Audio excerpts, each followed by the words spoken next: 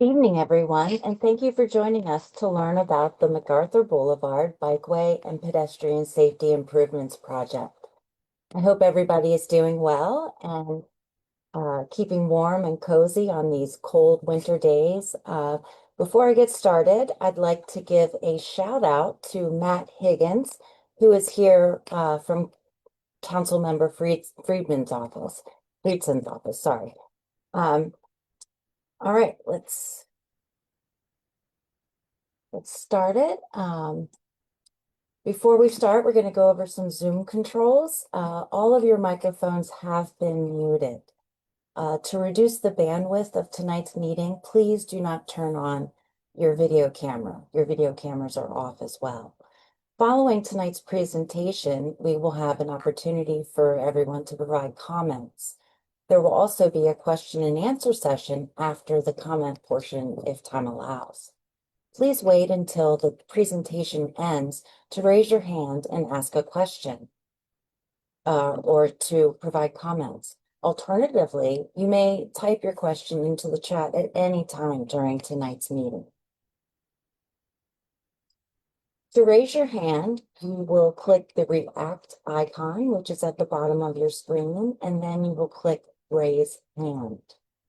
If you have called in tonight on your cell phone this evening, or on your phone, press *9 to raise your hand and *6 to unmute yourself. And now I would like to introduce you to Cameron McAllister, who is this evening's project manager. All right, thanks, Lori. I'd like to welcome you all this evening so that we can discuss the MacArthur Boulevard Bikeway Improvement Study. It's so myself, I'm Cameron McAllister, a senior planning specialist here at MCDOT, and I'm also the project manager for this portion of the project. Along with me, I have my unit manager, Rebecca Park. She's the transportation engineering manager. I also have the chief of the planning and design section, Dara Suam, and also the chief of the division of transportation engineering, Joseph Mogs. And we also have a consulting design team, Mercado Consultants, Inc. So Michael Mercado is with us on this meeting and will be presenting a portion of this study as well. Next slide. Oh, we can go to the next slide. Alrighty, so just to go over a quick agenda for tonight, we'll start off with the project purpose. We'll then go into the project goals. We'll show connectivity to current existing bike and ped facilities. We'll go into the existing conditions of this portion of the project scope. I will show you some preliminary design concepts. We have 2 alternatives to go over tonight. We'll go over some next steps, a really broad cost estimate, and then we'll get into the question and answer session at the end. So next slide. Alrighty, so just to go into the project purpose, is we want to develop 2 conceptual alternatives for a shared use path to be placed between MacArthur Boulevard and Old Anglers End. So starting at Old Anglers End at the south, if you can see the map on your screen, and then traveling north to Maryland 189, also known as Falls Roads intersection. This project right now is funded for facility planning phase 1. We don't have project funding for final design and construction. So the purpose of this meeting tonight is to gather feedback from the community and also so on the 2 proposed alternatives so that we can narrow down the options. All right, next slide. Alrighty, so our project goals is that we want to improve access and safety for all of the residents traveling the corridor. We want to improve the roadway safety by providing an alternate route for pedestrians of all ages and cyclists of all experience level to travel this section of MacArthur Boulevard. And then we also want to provide connections to the Chesapeake Bay and Ohio Canal, National Historic Park, Old Anglers Inn Restaurant, and also the existing shared use paths along Falls and MacArthur Boulevard. All right, next slide. All righty, so this is just basically a general area of the project area. So as you can see, it's in the southwest quadrant of the map, highlighted in yellow. And that's the area we'll be focusing on tonight. There are other areas that are under construction, and we'll get to that in a second. I mean, we're not under construction, but they have project studies that are occurring right now, and we'll get into that in a moment.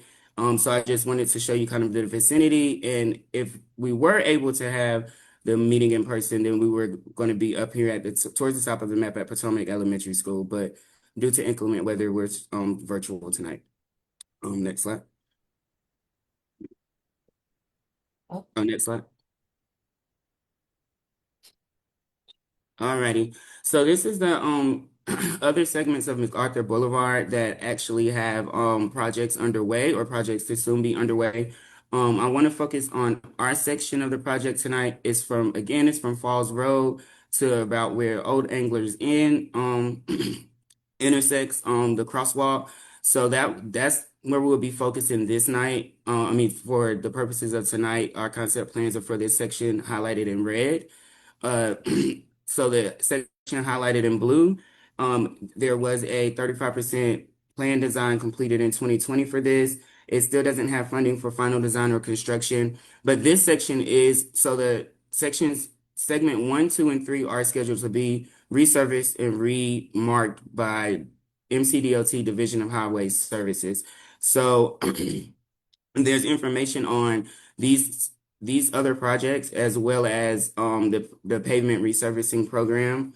But this connection, I wanted to show that this project will connect with the future construction along MacArthur Boulevard as well. So this is kind of getting more into the background of why this project is needed. Um, So we'll get into the existing conditions. It's a very high stress level for bikers and pedestrian, according to the county's pedestrian level of comfort map, as well as the bicycle stress map. Um, there currently are technically bikeable shoulders, but they're not, there's no buffer provided from the motor vehicle traffic. And then those shoulders that do exist, Michael will get into those a little later, are not really intended to be designated bike lanes.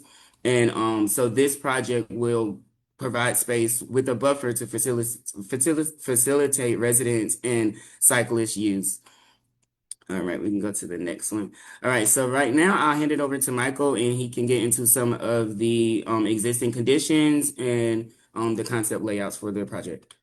All right, thanks, Cameron. So as Cameron mentioned, my name is Michael Mercado with Mercado Consultants. We are the county's design consultant for this project. So appreciate the opportunity to present the project to you this evening. So to start, I'm going to go over the existing conditions, then I'm going to go over two options. One is option one is option two. Option one is for design on the east side of MacArthur Boulevard. Option two will be for the west side. But let's start with the existing conditions. And I know a lot of you are residents of this area. So MacArthur Boulevard, in this corridor, it's two 12-foot travel lanes. There's a 30-mile-per-hour posted speed limit. During our site walks, we saw that many people exceeded this speed limit, but officially it is 30 miles per hour. There's an average daily traffic of 12,191 vehicles, which is a fairly large number of vehicles relative to other roadways in the county. Go next slide. Okay, starting with the existing conditions, this is at the very southern end of the project. So this would be right across from Old Anglers Inn. If you were to turn 180 degrees from here, you'd be looking at the entrance to the C&O Canal Trail. This is segment one of those three segments that Cameron showed previously. Segment one, obviously already constructed. You can see it was a repurposing of the existing roadway. It's divided by these flex posts and these small concrete barriers that are 4 or 5 inches tall, and it's generally at the same grade as the roadway. This project that we're presenting tonight is going to pick up right where this segment stops. So this would be the beginning of this project. And if you go to the next slide, the project would proceed then to the north along MacArthur Boulevard. So on the right, that's Old Anglers Inn. If you live in this area, I'm sure you've been there many times. I've been there. It's a great restaurant.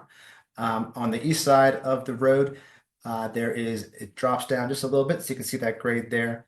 One thing to note, and this is pretty typical throughout MacArthur Boulevard, The roadway is striped such as there is about 3 feet or so of existing pavement between that grass shoulder and that white striped line there.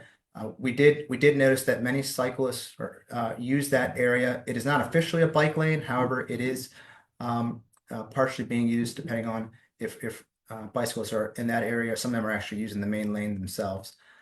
Go to the next slide.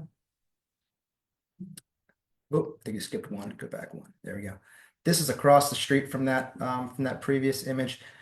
To the left would be the parking lot to the C&O Canal. There's a pretty big grade drop here. That parking lot is 3 or 4 feet lower than the existing road. And you'll see when we go through our option 2 design that grade change is something that has to be taken into account. Go to the next slide. This is the existing crossing right in front of Old Anglers Inn. That existing crossing, it will remain with both options, and we'll show you those options in a few minutes.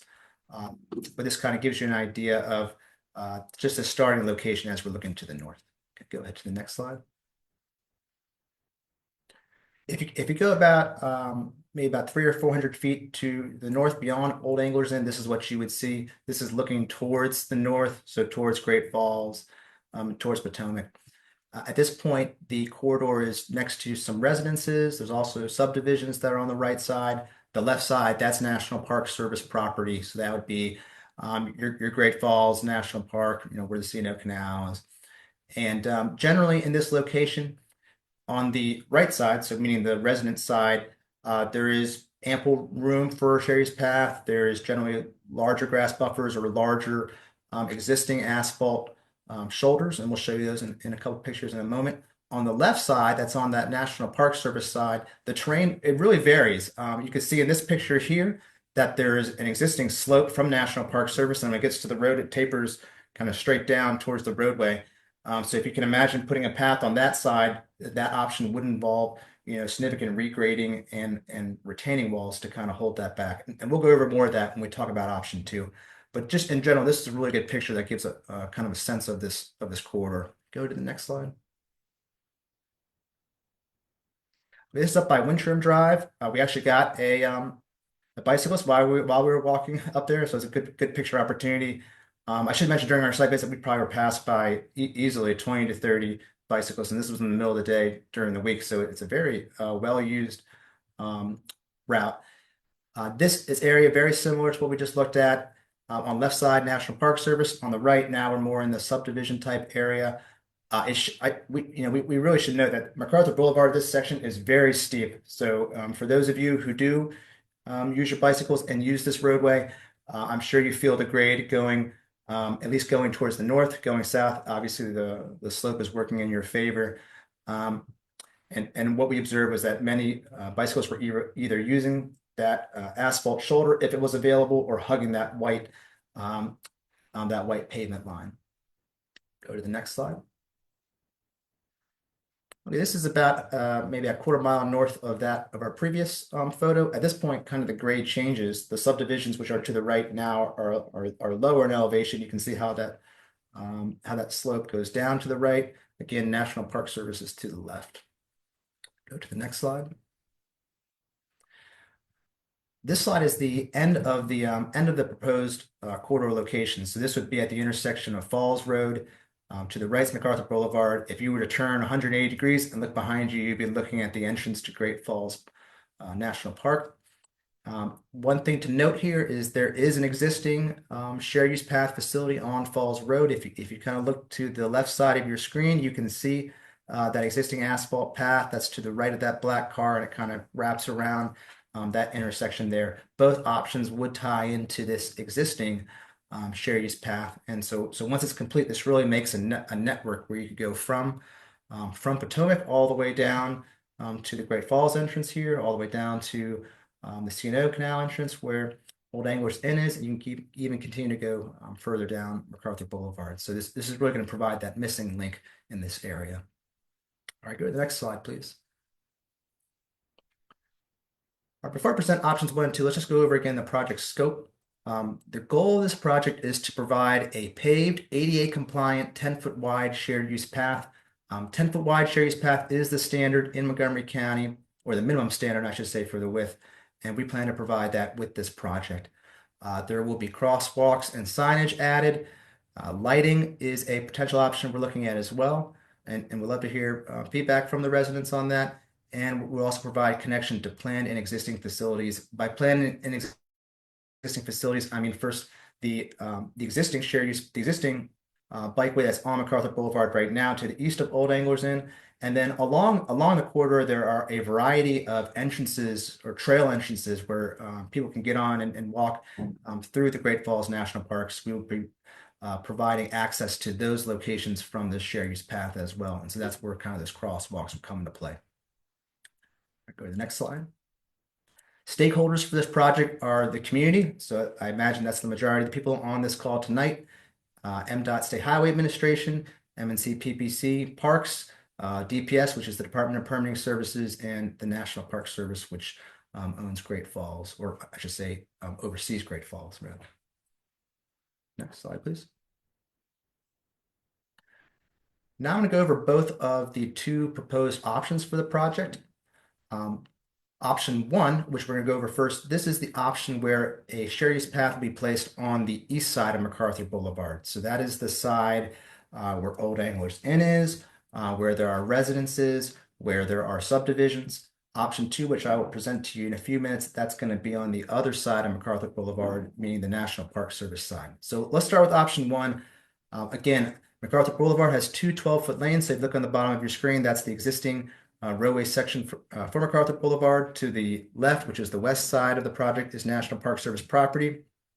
Our proposed facility would consist of a 5-foot grass buffer as a minimum width between the existing MacArthur Boulevard, followed by a 10-foot wide shared use path. So that shared use path means it can be used by bicyclists, by people that are walking. It's a shared facility. And then to the right of that, we just have some graphics just to really describe that. To the east of this is where the existing utility poles and trees will be. The goal is to minimize as much impacts to the east of the project as possible, and place the shared use path so that it parallels MacArthur Boulevard. Go on to the next slide. The next few slides are going to show you plan views of our option one design. Again, I should stress that we are at the preliminary stage of the design. This is not a final design by any means. That's the purpose of this presentation tonight, to get your feedback and to present this preliminary concept to you. Option one, again, it's on the east side of MacArthur Boulevard. If you look on the bottom left of that image, you can see that segment one that is already constructed today that Cameron presented earlier. This shared use path will tie into that point. It does immediately cross the street. If you see that crosswalk there, and then proceeds on the east side of MacArthur Boulevard. So this means the existing parking lot for that C&O Canal entrance there, that would not be impacted by option one. The project in this location, again, this is 10-foot wide shared use path. That shared use path is shown by that yellow shading. The green is the proposed grass buffer between the roadway and that shared use path. I apologize if it looks a little small for you. Please remember, this was originally supposed to be an in-person meeting. We had display boards for these, so we're trying our best to adapt it given the weather conditions outside. As you follow this alignment, you'll see a second crosswalk. That's those black rectangles that are kind of all in a row. I'm sure you've seen them if you know at intersections.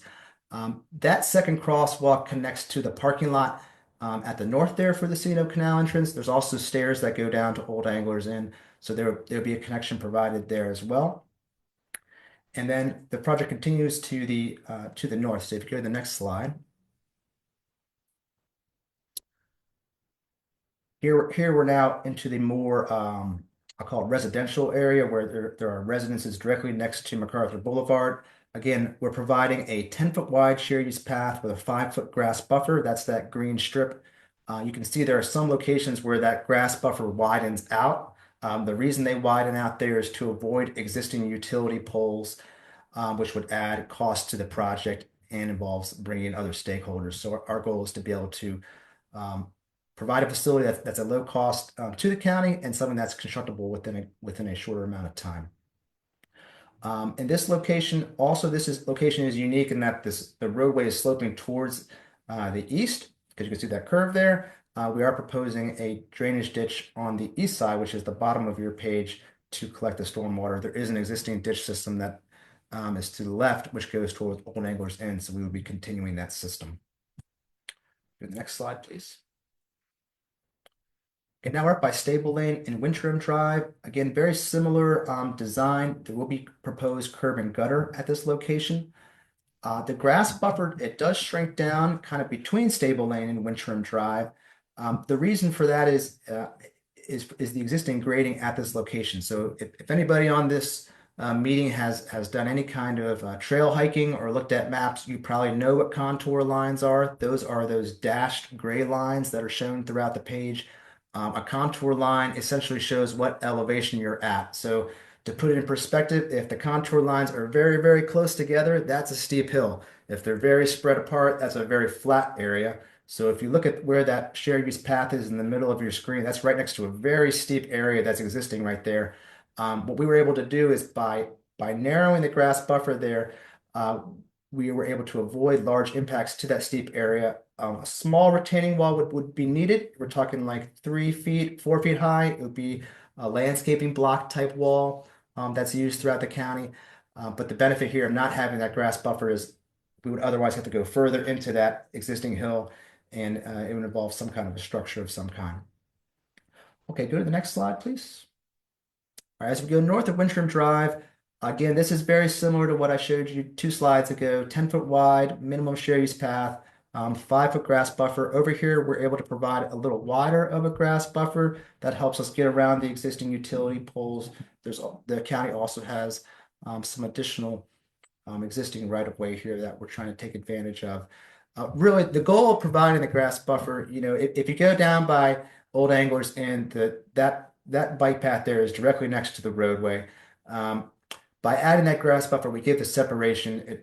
As Cameron showed you earlier, there's a high bicycle level of stress in this area, and it really helps to reduce that. And for those of you who have comments, if you can, please wait till the end, because those pop up on my screen as I'm presenting. So I would really appreciate that. All right, if you go to the next screen, please. Okay, now we're at Belfast Road. This is a similar typical section with the grass buffer is a little wider here, similar to what we just showed on the previous slide. There is existing pedestrian crossing signals that are there. We plan to keep those in place. That's why it kind of widens out to the left side of your screen, which is the southern side of Belfast Road. There is an existing gazebo. I'm sure if residents live down in that area, that the gazebo will remain. We're not planning on impacting any private property in this location. We are proposing to place curb and gutter here to help with stormwater. As you continue to go to the north, there is an existing crosswalk that will remain. It will be restriped with current standards. Keep going to the next slide. This is to the north of Belfast. Now we're next to MNC PPC parklands. That's on the bottom of your screen. And to the north, that's NPS, National Park Service parkland. In this location, it's really just a standard typical section throughout. 5-foot grass buffer with a 10-foot wide share use path. It should be noted that a small retaining wall would be needed next to the MNC PPC section. Unlike the previous one that I presented, in this case, the path is higher than the existing ground that would be directly to the right of it, which would be the bottom of your screen. So this retaining wall, you actually wouldn't see it from the road or from the path. It would just be supporting that far edge of the path. There would be a railing on it as well to make sure that any users of the facility would be able to traverse it safely. Go to the next slide, please. Okay, as we continue to the north, a very similar design. Again, 10-foot wide share use path, 5-foot grass buffer. This is very similar to what I showed previously. There are some existing fences here that are very close to our proposed facility that we would look to relocate. A key one to see is right there in the middle. The overlap is about a foot or so. So we would be looking at relocating those fences by 3 to 4 feet. It would not be a significant move compared to where they are now. But the preliminary property lines do show that they are in county right of way. The next slide, please. Okay, now we're starting to get closer towards Falls Road. Again, there's a variety of residences along this location. We are proposing curb and gutter.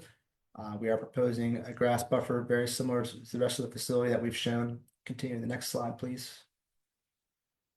Now we're at Picasso Lane. Again, curb and gutter is proposed in this location. We do know that the residences that your property lines are closer to MacArthur Boulevard here. We have tried, we have designed this section to provide every means to avoid private property impacts. So you can see, instead of providing a full 5-foot grass buffer, here we have a 3 feet, here we have a 2 feet grass buffer. If you look in the middle of your screen, that's so that we're not on private property. And really the goal that's twofold. Number one, by not having to impact your private property, we reduce project costs. And number two, it helps the project move forward faster. And this project is for you, the residents. So our goal is to impact your private property as little as possible and provide this project as a means for you to use it and access whatever portions of MacArthur Boulevard, get down to Potomac, go down to the C&O Canal entrance. This project is here for your benefit. Go to the next slide, please. Okay, this is the final the final image for this option one. This is the connection at Falls Road. Again, to the top right of your screen, that's the entrance to Great Falls National Park. On the bottom of your screen, that's Falls Road. So if you were to travel down that, you would get to Potomac, and then MacArthur Boulevard on the left side. That goes back to the beginning of the project.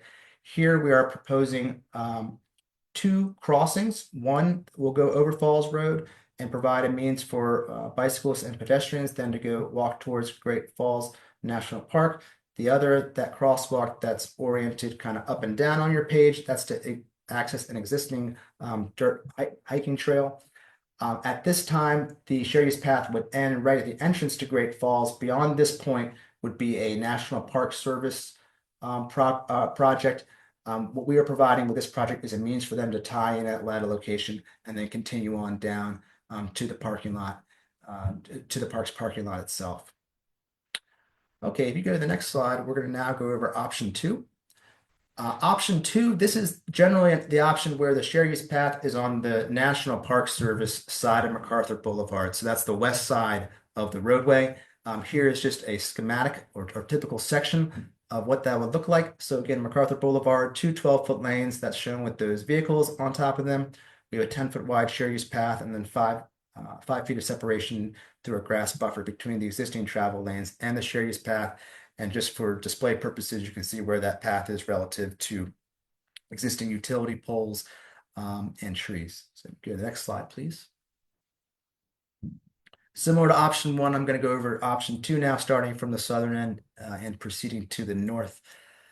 Again, the bottom left side of this image is where that segment 1 that Cameron presented earlier is already constructed. That's the existing on-road shared use path that's separated by those flex posts.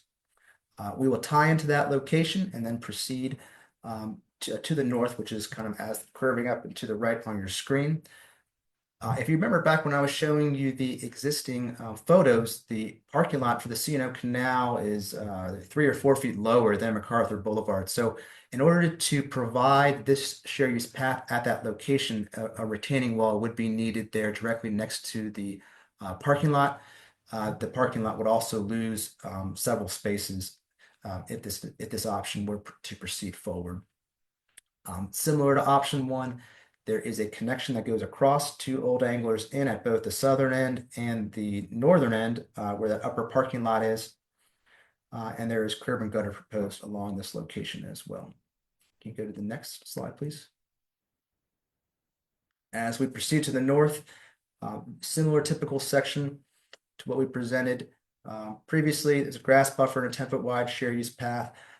As I mentioned with that initial photo, the National Park Service side on MacArthur Boulevard, it undulates, and there are sections where the park land is much higher. There are sections where it's lower. In this section here, the National Park Service property is much higher in elevation and slopes down very rapidly to MacArthur Boulevard. So if you can imagine putting a shared use path, you're essentially excavating into that existing slope.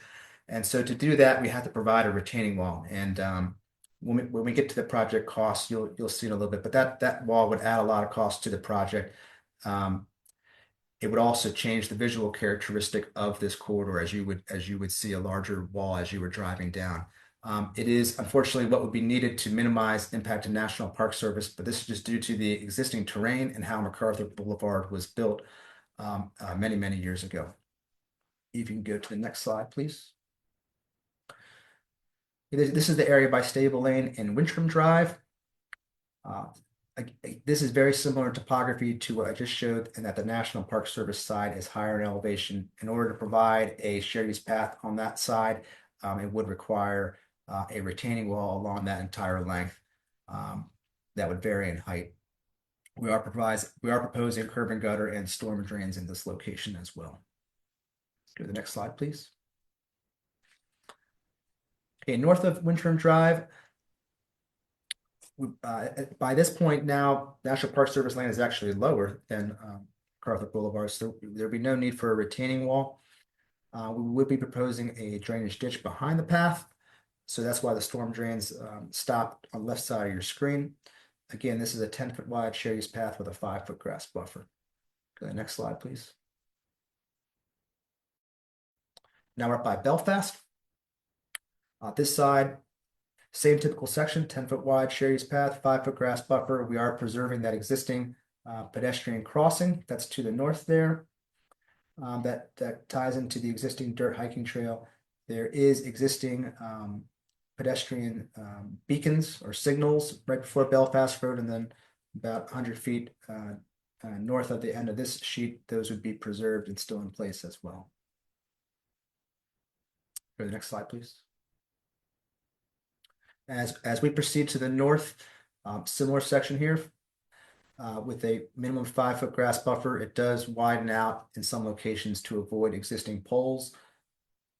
There is a series of curb and gutter and inlets that we're proposing as well to improve or to provide drainage so that the stormwater does not accumulate on the shared use path. Next slide, please. This is very similar to what I just presented. Same section, providing inlets, curb and gutter, and storm drain systems. There's a small section that would need a retaining wall because, again, we're going into an area where the National Park Service topography is higher than MacArthur Boulevard, and we have to cut into that slope to provide a shared use path. Next slide, please. Now we're starting to get closer towards Falls Road. Here we have the ability to provide a slightly larger grass buffer just due to existing right-of-way and the need to avoid existing utility poles. The next slide, please.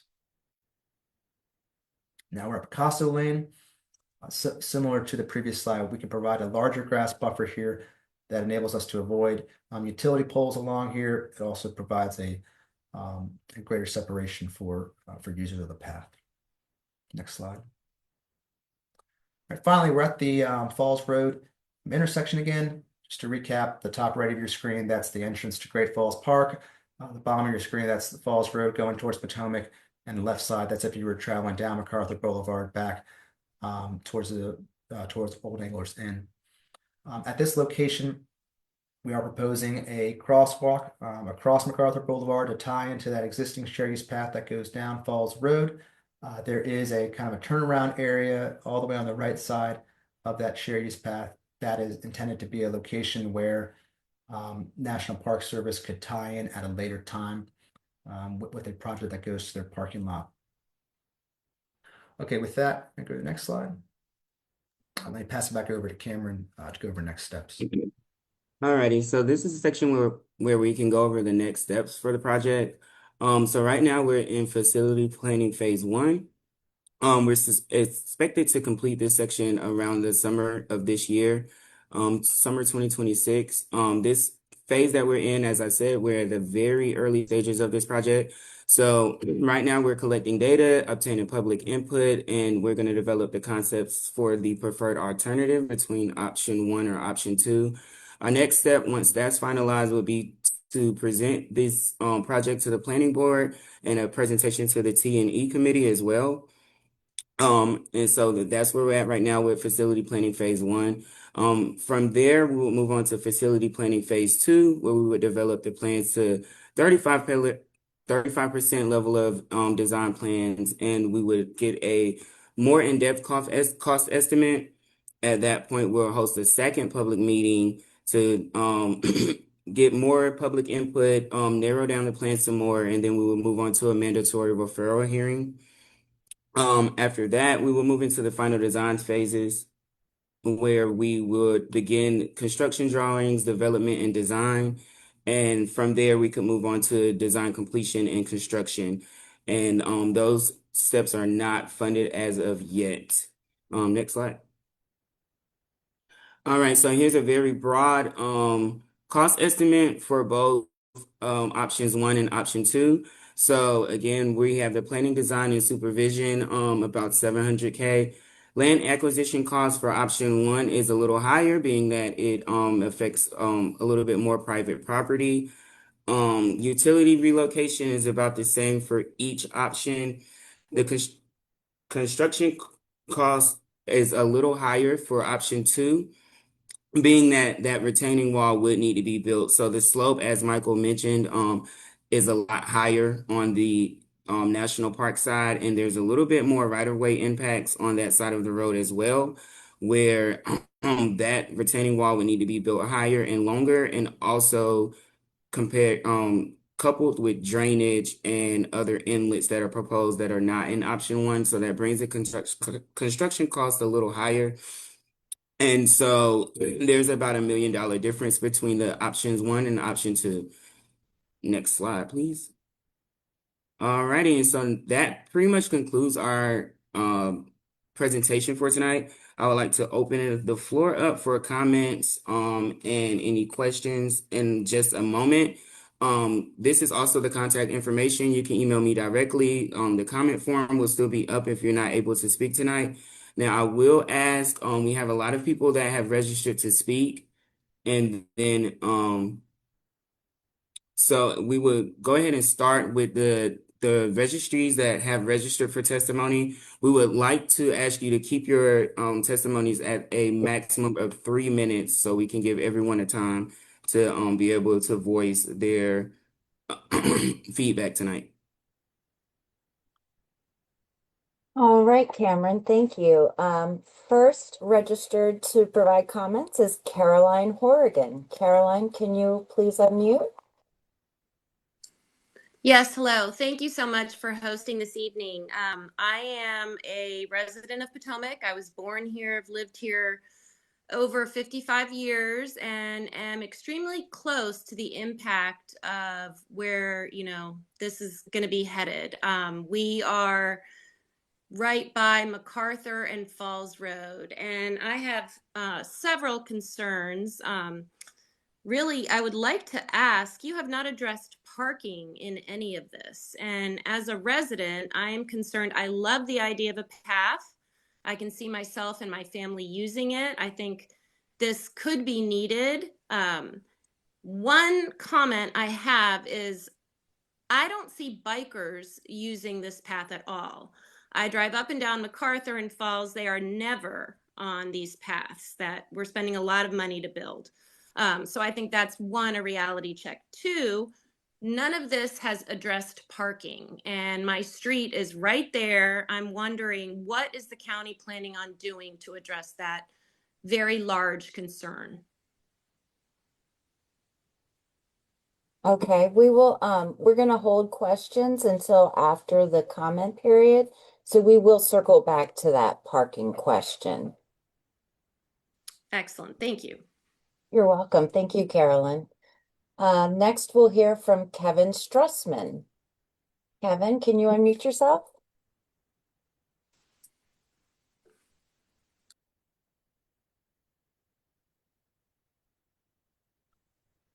Hello? Can you hear me? Hello, yes. Right. So my comment is more as a cyclist and as a commuter, someone that uses the bike infrastructure in the county often. I also have a child that uses the infrastructure as well, and friends and family, et cetera, et cetera. I will say that the hill itself, the road, is a popular place for people to bike. It is a nice place to be able to ride a bike. It gives, a nice long stretch through Maryland and into DC. The section that we're talking about for people that are less experienced is a little scary. I have been biking a long time, so when I'm biking, I'm typically more so in the road than hugging the shoulder. That's because of incidents with drivers. And this one section does mean that people traveling uphill on the bicycle are going to be going significantly slower than the traffic. Having some sort of a divider to allow people to do that comfortably does make sense. I know regrading that hill is not nowhere near the scope of this project, but in order to make use of the hill for people that do want to travel that, I do think some sort of protection is important. So that's all I have. All right, thank you, Kevin. Next, we'll hear from John Marcour.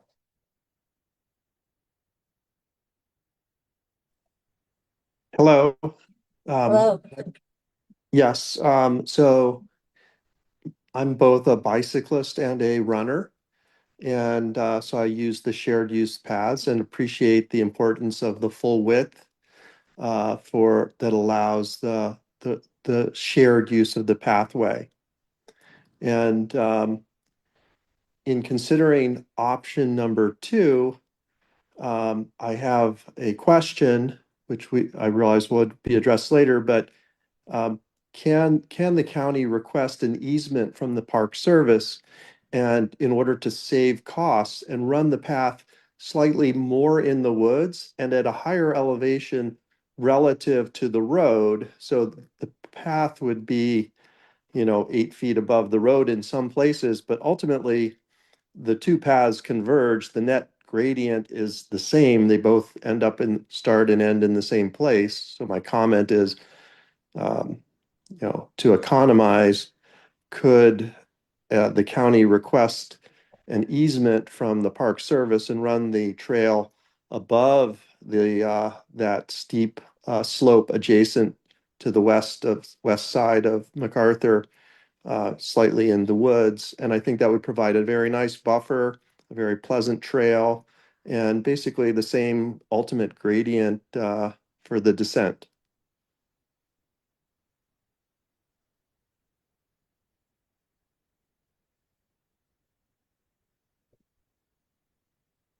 That's it. Okay, thank you, John. Next up is Mark Regis. Hi, yes. So from the perspective of current use, the bike path, can you hear me? Yes. The bike path Basketball. Well, from since you're in DC. basketball. Hello? Basketball now. How are you doing, hon? Hello? Can you hear me? Yes, we can hear you. Okay, someone else is talking, but in any event, Yeah. the bike path currently from DC runs on the park side to the entrance of Old Anglers Inn. There's a crosswalk from there for those using the canal to come across to enjoy Old Anglers Inn. There's nothing beyond Old Anglers Inn up to Falls Road. And at that particular area at the bottom of the hill, because that's where Anglers Inn's entrance is, it is an extremely congested area on most any weekend during the season. You have emergency vehicles using the parking lot on Angler's side in order to station their rescue of whatever's happening on the canal. We have people crossing over to Angler's Inn to enjoy its facilities. And we have cars coming in and out all weekend long, queuing, wondering where to park, etc., coming into the parking lot. So to propose a bike path on the angler side would require people who are using the bike path coming from DC to, at the most dangerous point on MacArthur Boulevard, because of speed, geometry, etc., of that hill. That's the steepest part of the hill. Sight lines are very difficult at that point, coming from Falls Road.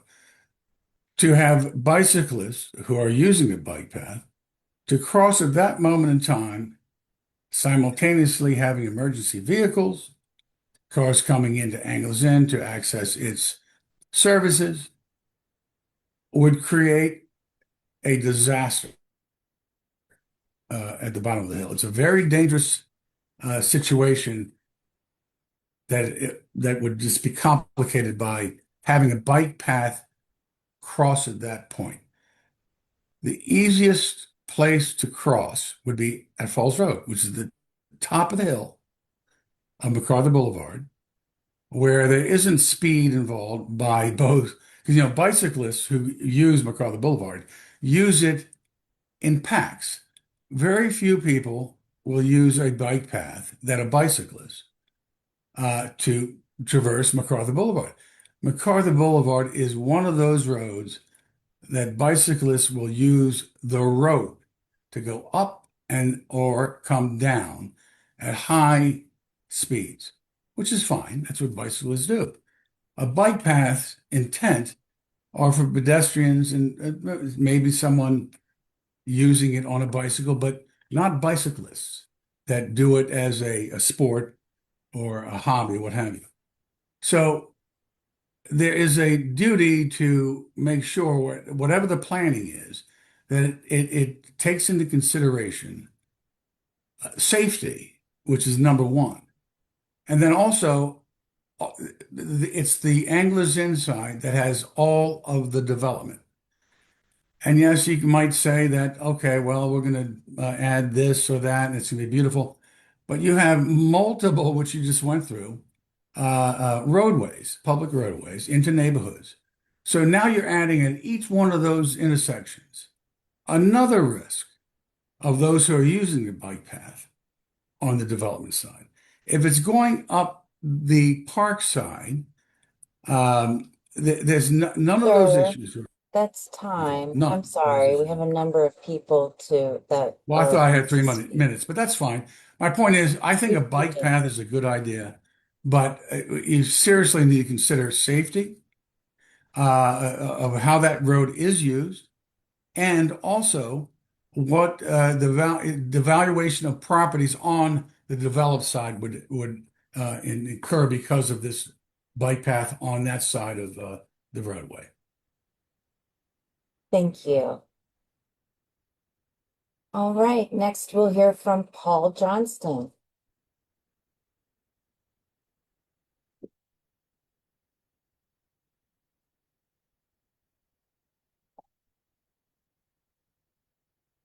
Mr. Johnston, can you unmute yourself? There you go. Thank you. Good evening, everyone. I just want to start by saying that I retired a few months ago after 37 years as curator of transportation history at the Smithsonian. So I'm very familiar with transportation history and logistics. Since late 2017, I've lived on White Rim Drive, and it's pronounced White Rim, not any other way, in the first bank of townhouses on the left as you enter the Woodrock development. My townhouse is less than 100 feet from MacArthur Boulevard, and the noise of cars and bikers on the boulevard is always present and especially intrusive in the winter when the leaves are off the trees in the very slim buffer zone between our bank of townhouses and the street. I can see and hear the vehicular traffic all day long and most of the night, and I'd like to make a few comments. In the years that I have lived along MacArthur, I've never seen pedal bikers using the bike path that's already there, the one that runs from the Palisades in DC to the foot of Great Falls National Park at the Billy Goat Trailhead across from the old Anglers Inn. Fewer than 1 out of 100 bicyclists use this bike path. They all ride in the road, and we saw that in one of the photographs tonight, often in traffic blocking packs or what they would consider pelotons. I'm absolutely certain they would continue to ride in the street instead of any bike pathway, since the road has less debris and fewer bumps, and continue to throw their trash, especially plastic water bottles, into the buffer zone between MacArthur Boulevard and our townhouses. Moreover, pedestrians do not walk along this strip in any significant numbers. They park as near as they are able to the various park paths across the street that they want to walk along. So I would advocate that option two makes a whole lot more sense. It would lessen the noise and the trash and allow the community to retain a wider green buffer zone of trees and bushes, retaining the quiet and the privacy zone between the streets and the townhouses. If the bike path is built along the Woodrock community side of MacArthur, could an earthen berm planted with grass, evergreen trees and bushes, and other vision and sound lessening characteristics be set against the road to keep our neighborhood quieter, to retain our privacy, and maintain our property values? Based on experience, I want to repeat that I really believe that pedal bikers will ignore any roadside pathway as they always have and continue to ride in the street. And I hope that this proposed project will stick to the option two, which did not seem the more popular option when it was presented by Mr. Mercado. So thanks for the time, and I hope the county will make the right decision against this new pathway. Thank you. Next, we'll hear from Kathy Poole. Kathy, can you unmute yourself?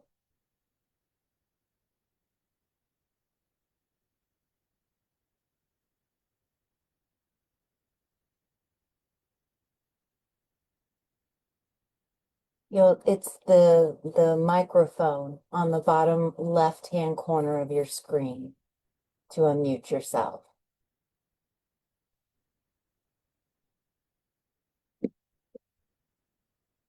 All right, we can circle back to Kathy.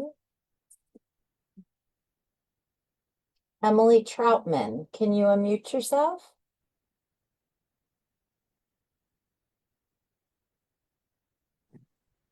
Hi, can you hear me? Hi.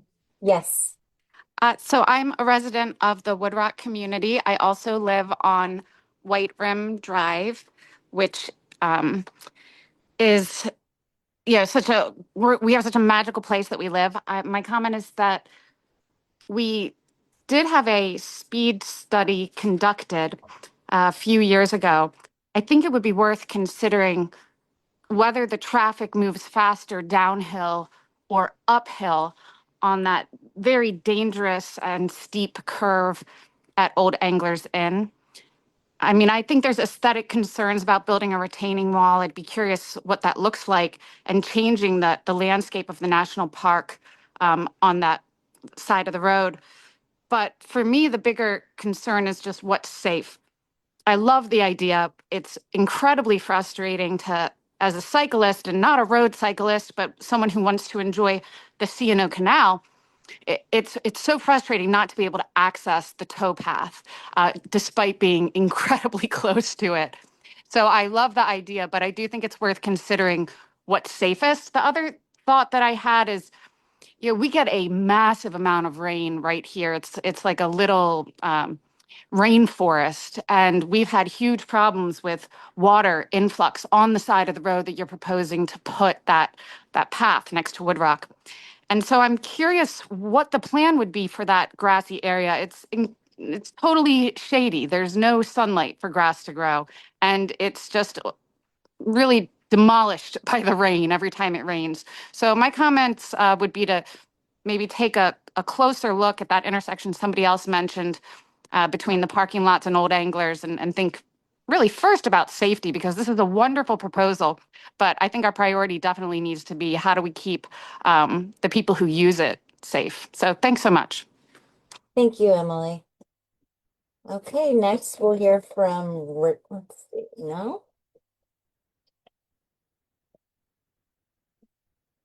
Okay, how about let's try Kathy Poole again. Kathy, can you unmute yourself?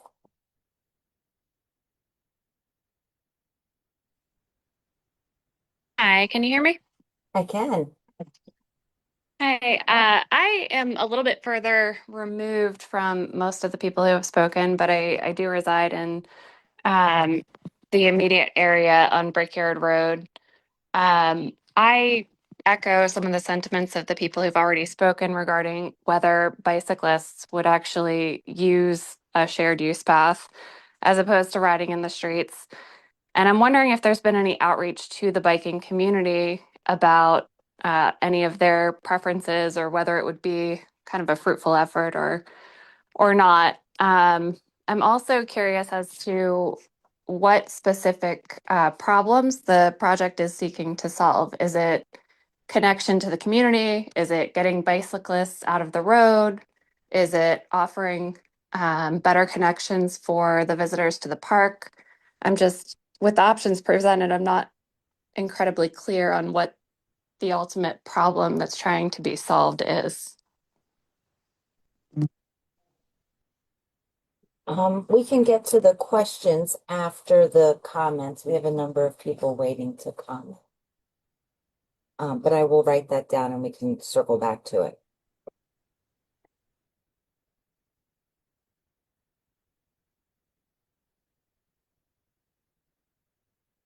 Okay, let's hear from Margaret Dennis.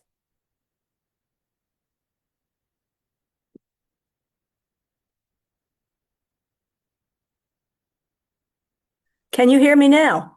I can, yes. Okay, thank you. I'd like to say option 2 should be taken off the books immediately. I don't think any of us would want to see a bike path on the western side of MacArthur. It would mean taking out a substantial number of trees, many of them mature. It would be very dangerous for the residents of the eastern side to cross MacArthur here, there, or anywhere to get to it. Option 1 might be conceptually nice, but it's divorced from reality.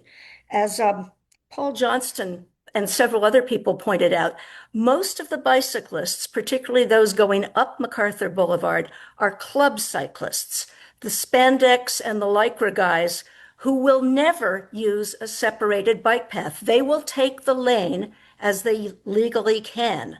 Therefore, I would suggest toning down option 1 and simply extending the existing paved shoulder to about 6 feet, putting in some bollards to make it very clear to automobile drivers that they are not to go there. That would be much more useful to the residents of the eastern side and anyone else who isn't a club cyclist. It would be a lot safer, and frankly, it would cost less.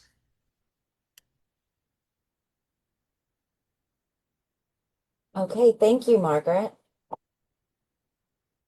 Next, Thomas Olsted. Thanks for giving the presentation. So no one's really talked about the speed limit. So I think the whole stretch is 30 miles an hour. And I was actually recently hit by a car, a hit and run while cycling. And, I was in the road, as was stated, and I am one of those people that do cycle at high speed. So between 15 and I've hit 40 miles an hour on MacArthur Boulevard. So I am going at a high speed, but the car traffic and throughout that whole entire section, just going to the Billy Goat trails, it's too high. It's too high just for that section alone.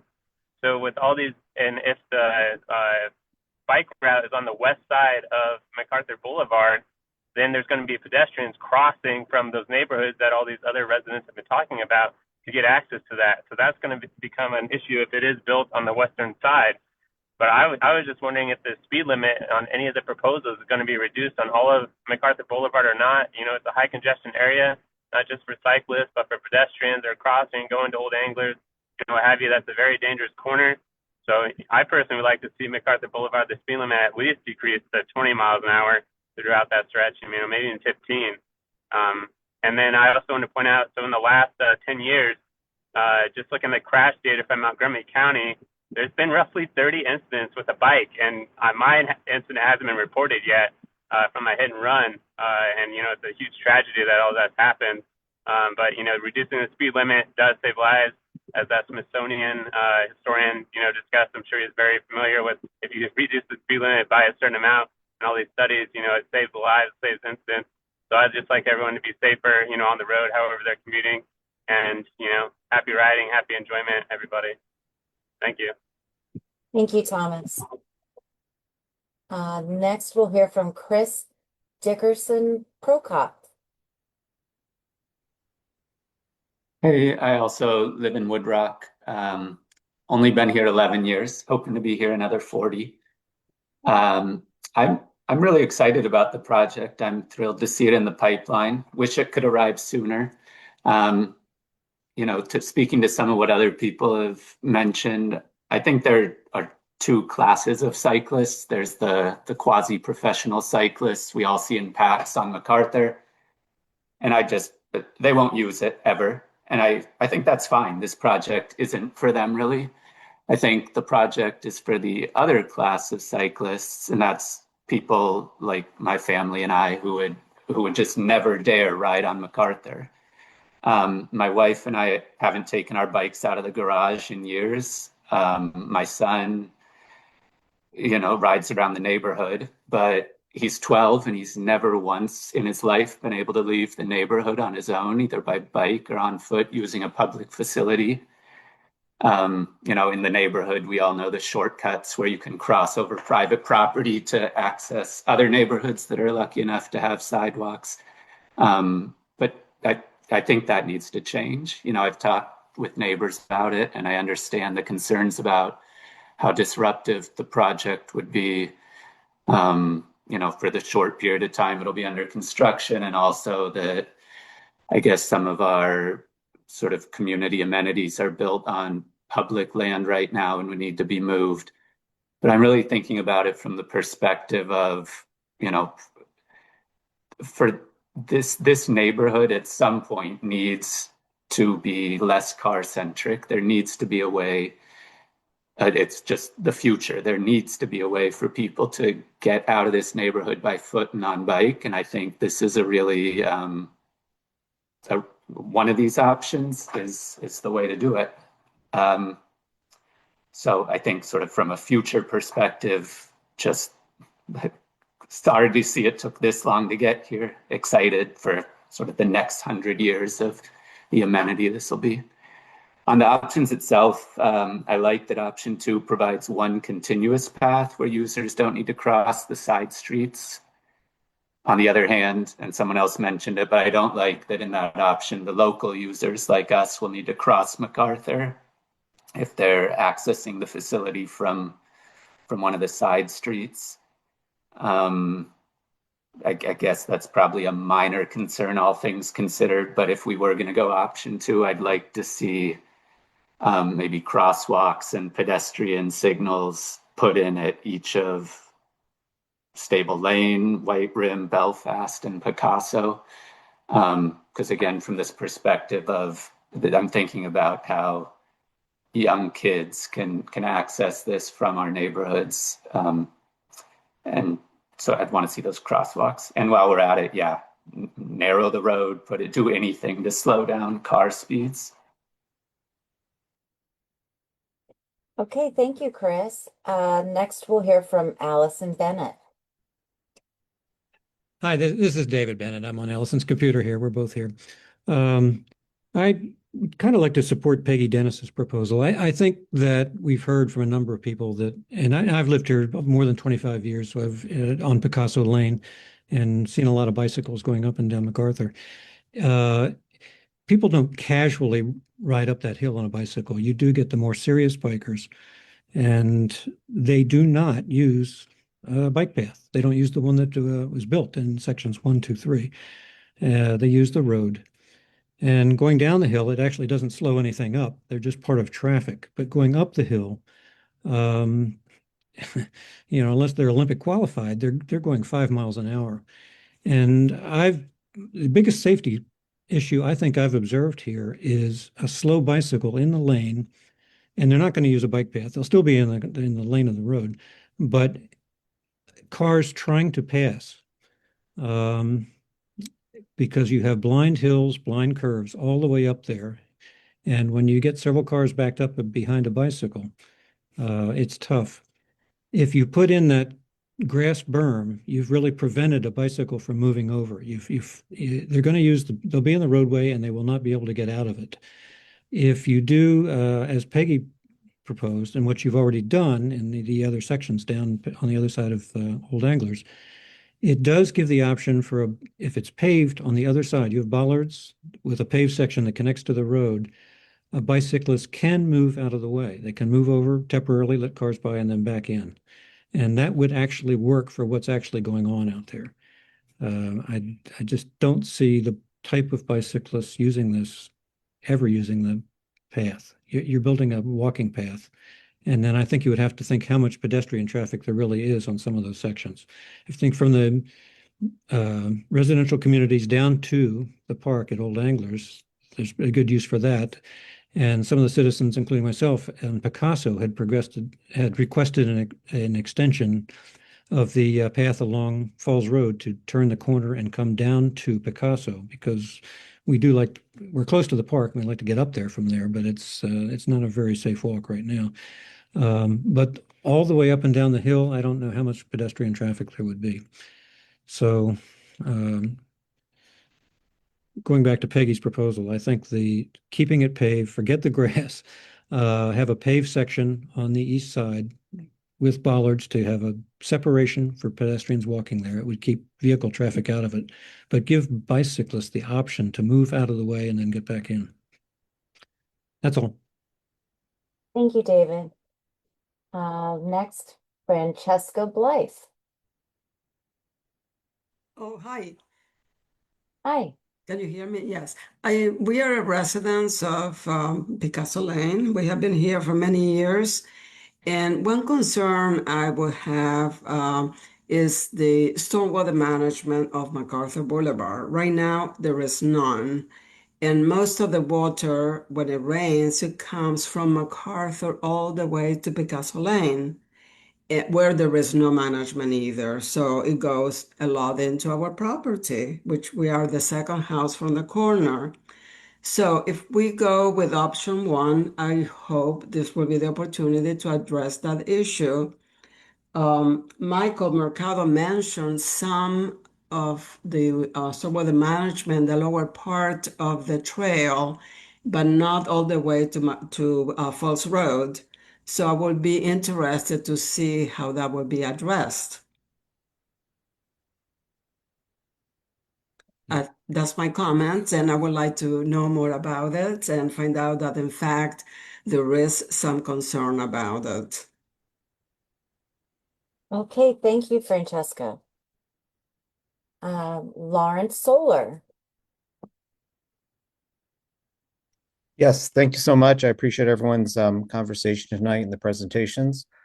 The first thing I want to address is some of the comments that have been made about cyclists not using the current MacArthur path. I'm a cyclist, often individually cycling, which I see a lot of them on MacArthur Boulevard, as well as groups of cyclists. The area of the current MacArthur path down by Old Anglers Inn on the other side of the road is in really bad shape and very narrow. And then as you continue to go on that path, it winds and goes over the road a number of times. It's not a great riding experience. So I know people have acknowledged that cyclists have the option to go on the road, which they've chosen to do. I think the biggest challenge that we have are when we do that, drivers making bad decisions and passing when they shouldn't pass and things of that sort. And that becomes a real problem, especially when going downhill on MacArthur Boulevard or around the Old Anglers Inn area that people have talked about.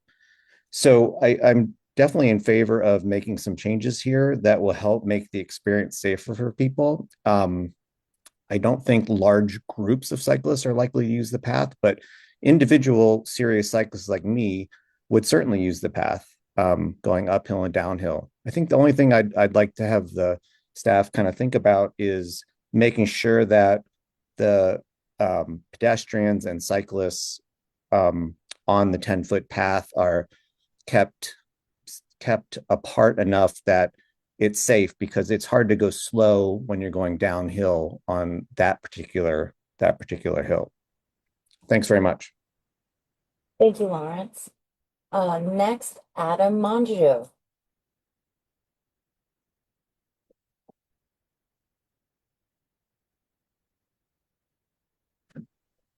Hi, yes, I am both a cyclist that wears all the gear, but I'm also a dad that rides with my three girls, and I've ridden up and down that hill many, many times. And I think it's a good idea.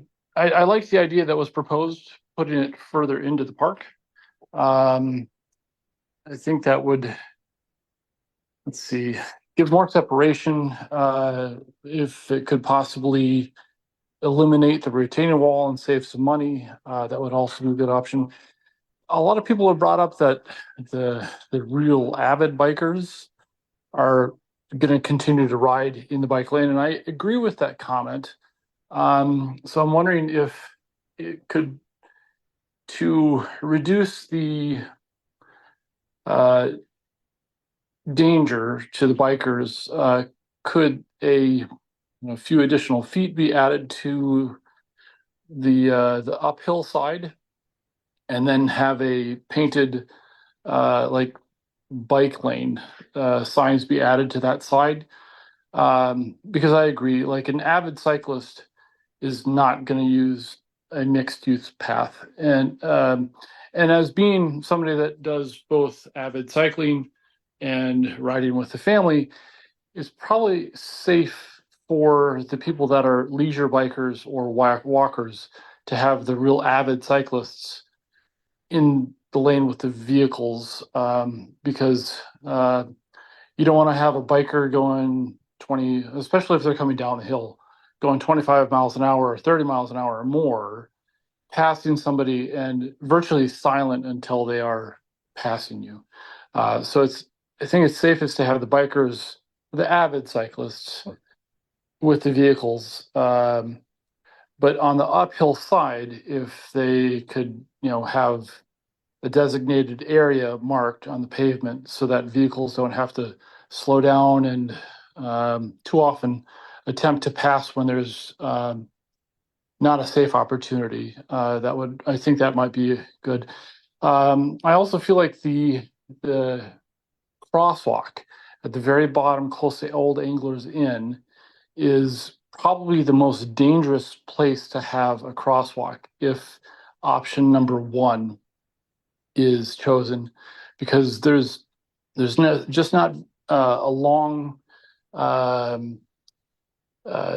sight for drivers that are coming down the hill and going fast. I can envision, parents with young kids walking their bikes across to the bottom if somebody's looking at their phone while they're coming down the hill, not anticipating, some kids slowly crossing the path with their parents. I foresee that being probably the most dangerous point of the two options. And if the difference is $1 million between the west side versus the east side, if there's one fatality because of crossing at that dangerous point, I think it's worthwhile to go with the more costly option.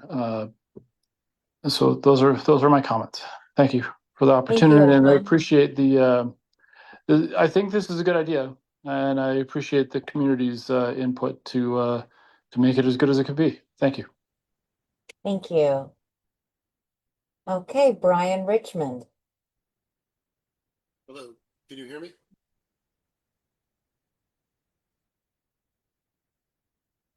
Yes.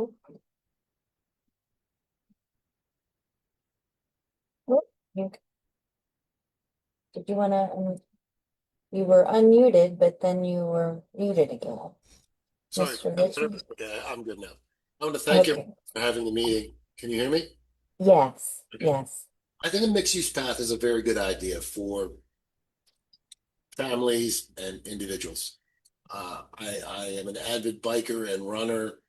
I would not bike on a mixed use path going down MacArthur Boulevard, because if there are families and children, I'm going 35 or more coming down that hill. And the gentleman who spoke before me is right. It's unintentional silence.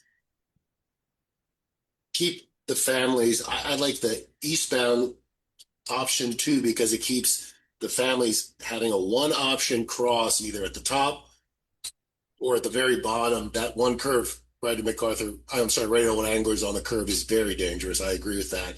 But as a biker who's moving, I think it's equally as dangerous that I will run over somebody on my bike or have to come to a very aggressive stop at some point when a family's just trying to have a stroll. So the bikers are going to use the roadway, and the enforcement of having two bikers. I'm not a pod biker, I'm a pack biker. I bike by myself. The bikers, 10% of the bikers are causing 90% of the ill will with the drivers because they're 4 or 5 bikes deep. So there needs to be some enforcement coming down that hill. If you can't be 5 people deep, it's going to cause a problem eventually. And if those bikers get onto a mixed use path, it's going to cause another ultimately very dangerous situation as well. For that purpose, if the path was on the east side, on the park side, it would allow the families to have a cross at the top, a cross at the bottom. It's safer areas. If you cross in between, it's much more risky on all the other spots, except where it's flat. There's a couple of good spots to cross, having lived here 25 years. So I think it's a good start. I think enforcement of some of the biking rules that are in place in the county to keep the bike pods under control makes it acceptable to have your serious bikers in the road when they behave and follow the rules, and give place for families and bikers to go and keep them further away from all the intersection and traffic that comes from the residential side, where families would have to be much more concerned about people coming in and out of the neighborhoods. But kudos for thinking about it. I think it's a good idea. And thank you. That's all. Thank you, Brian. So I just want to remind everybody that our meeting does have a hard stop at 8:30 tonight. So if we don't get to questions, please send your questions and comments in, and they will be answered in the days to come. So next up, we will hear from Susan Roberts. Hi, hear me? Hi. Yes. Yeah. I'm an avid bicyclist, but I bike with an e-bike, and usually with a group of 2 to a dozen people, all on e-bikes. And we bike out to Potomac from Cabot John quite a bit. I have never felt unsafe,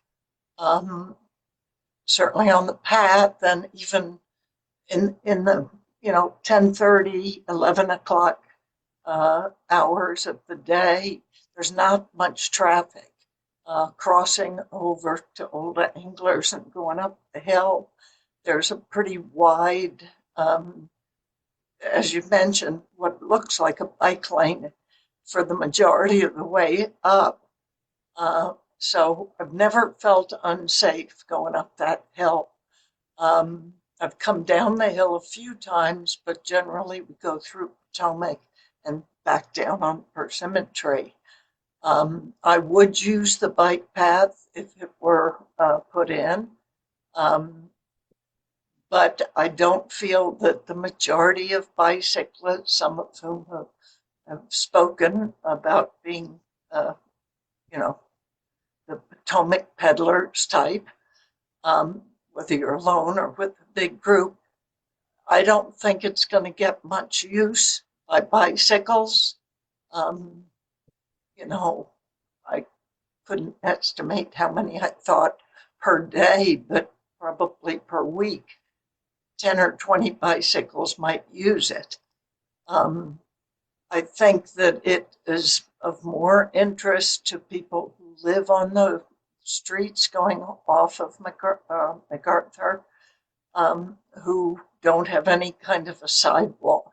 So that would be advantageous for them to have. I missed part of the meeting because I had to go to another meeting, so I'm not sure what I missed. But I think a sidewalk for the residents of those streets would be great. I'm inclined to think that leaving it on the east side of MacArthur, where there's more space, makes more sense. I wrote to Cameron an email. I bike all over the DMV, so I'm familiar with, trails that I feel safe on and roads I feel safe on. And this may not be the time to mention this, but I guess it's section 3 of MacArthur Boulevard, which is Brookmont from Maryland Avenue up to the light at Sangamore, to me is a much more urgent, unsafe place for any bicyclist, whether you're on the path, which is in terrible shape, or whether you're on the road, which is also in terrible shape. That's a very short stretch, but very, very steep. And I would like Margaret, to, or Susan, I'm sorry, that's time. yeah, I'd just like to see the county make that more of a priority. I saw the plan for that years ago, and I don't know what happened to it. Thank you for your time. Thank you. Okay, next we'll hear from Grace James.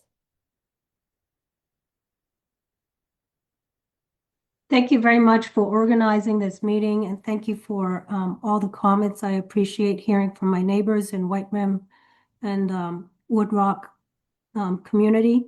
I have 2 comments. The first is that when the Beltway gets backed up, whether it's a weekend or a weekday, no matter what time of day, MacArthur and Falls Road, MacArthur become a commuter route.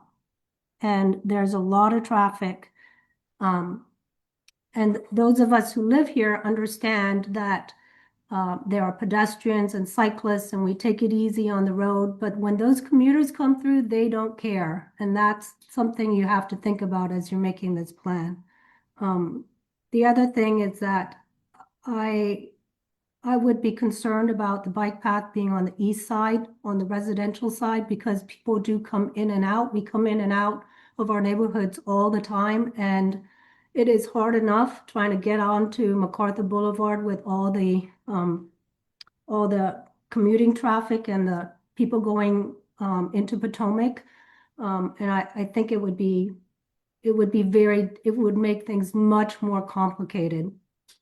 And my third comment is that there is only one set of painted lines crosswalk at the bottom of the hill, and that's at the end of section 1, where people cross it from Old Anglers Inn into the parking lot.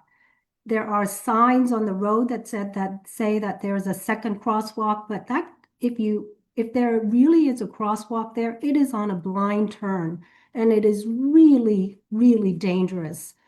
Even coming up on it at slow speeds, people are not paying attention. It's summer, it's spring, it's beautiful. They're looking at the leaves, they're looking at the phones, and they cross over and they're not paying attention to the cars. No matter what you do, that crosswalk needs to be eliminated. It is super dangerous, and it is going to cause a really bad accident at one point. That's all I have to say. Thank you, Grace. Next we'll hear from Francesca Blythe.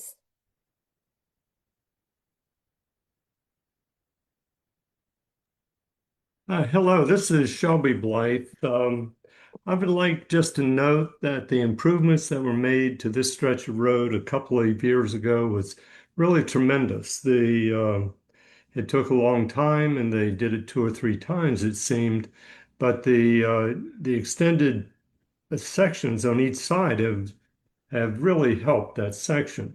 Now, this project could be an improvement over top of that.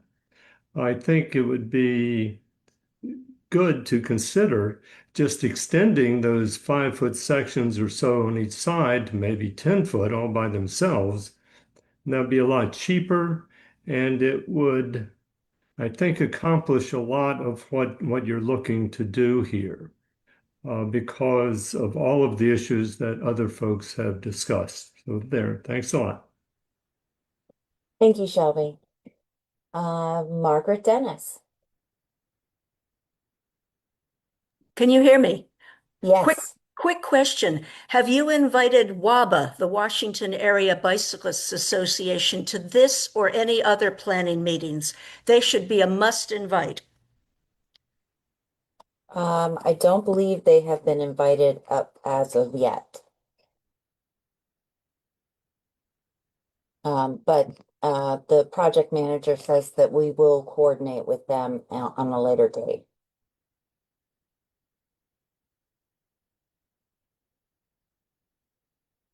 Okay, DS. Hi, thank you. I would like to speak as mostly a cyclist with an e-bike, and sometimes as a driver. I think any changes to the roadway that can be used to also minimize car speed would be great. As a driver driving the speed limit on MacArthur, I have been passed by cars across the double yellow line. So if something is done that can reduce car speed in general, that would be amazing, and I think it'd be a lot safer. I absolutely agree that having a crosswalk at Old Anglers is an extremely dangerous idea and will lead to crashes and injuries at the very least. And I agree that having the path on the east side is going to increase the number of car bike interactions and car pedestrian interactions as folks are coming and going from their neighborhoods. I do love that this is about to happen. I 100% agree that the pathway that exists is not going to be used by many people on bikes because it is so narrow, and a newer one certainly isn't going to be used by high-speed bikers. That said, I have used the existing path on my bike just because I don't always ride that fast, and it is nice to be able to get away from vehicles in a safe space. So I'm very supportive of this, and I would like it to be done in as safe a fashion as possible. I think the main addition I'd like to bring here is for whatever crosswalk that is going to be put in place, it would be wonderful to have one of those light systems where a pedestrian can press the button and have lights show up to warn drivers who are distracted, driving too fast, whatever they're doing. Just some additional thing to help increase pedestrian and cyclist safety for those who are going to use the paths. Thank you. Thank you. Okay, that's all we have. And it looks like we have just about 3 minutes left. Again,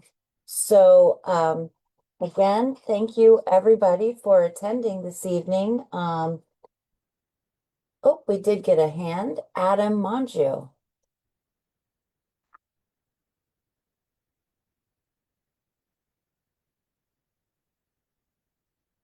Adam, can you unmute? Can you hear me now? Yes. Yeah, thank you. I think several people have commented on how the crosswalks are definitely going to be points of like increased danger. I think every crosswalk should have flashing lights, considering there's no straight point really the whole way down all crosswalks, especially if there's one before Old Anglers Inn. There should almost be a warning set of lights before the turn, because that is such a blind point on the if for a driver coming down the hill. I just wanted to add that too. So, but thank you very much to everybody and all the community members that chimed in to help make this a great project. Thank you. Thank you. All right, and last we'll hear from Emily Troutman. Thanks. I was wondering if there will be an estimate of how many trees will be lost on each version of this project. I don't know that they've gotten that far yet. Let's see. Yes, actually, the project manager just said that will come later when we get to the 35% design, which is after this phase that we're in now, which is facility planning phase 1. So, so we will keep you posted on that, but yeah, that will happen later. All right.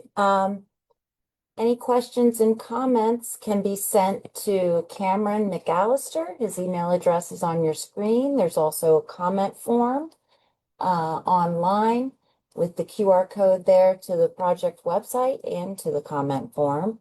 And with that, this meeting is over. Have a wonderful evening, everyone, and thank you so much for attending.